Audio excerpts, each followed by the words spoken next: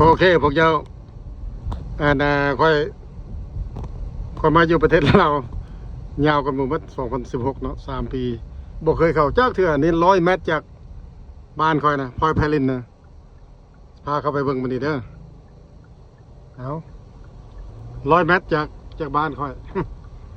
บ้านหนองแดงเหนือห้อม23เอามาเบิ่ง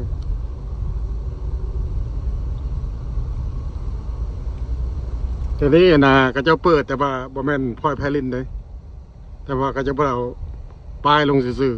ๆก็เจ้าเท่าโตโต้เพิ่นใส่ชื่อวังลาซาลาซามันลูกชายเพิ่นเด้เปลี่ยนจากพลอยไพลินอันนี้พลอยไพลิน5เมตรป้ายเก่า50 เมตรมาเป็นวังลาซาว่าซั่นซะลูกชื่อลูกบ่แล้วยังบ่เคยมาอยู่ตะกี้นี่เขาเจ้าเฮ็ดแต่คอนเสิร์ตอย่างเดียวบักใหญ่เอาศิลปินไทยลาวอย่างมาว่าเท้าก็มีเป็น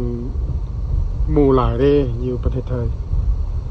บ้านพักพลอยไพลินเนี่ยพลอยไพลินคาราโอเกะอย่างนี้เนาะในส่วนอาหารวังราซาบ่สิ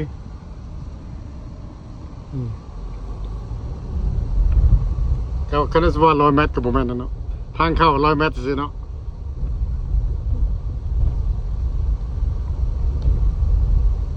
อาหารวังพลอยไพลินตัวเดี๋ยวนี้ปิดเนาะโอ้ปิดเว้ยปิดวะโอเค ปิดสัมผัสเจ้าเว้ยเรียกห้านข้าวเปียกนางขันทอง โอ้นี่ยังหลังอันนี้ห้านอาหารบางราซาโอ้ปิดคือกันบอกตัวยังไงปิดแล้วนี่เนาะอัดเปิด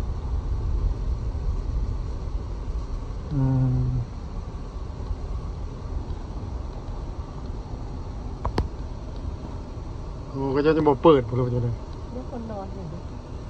ทางไปจะโดนนะเขาจะนอน สบายดีเด็กก็ sleep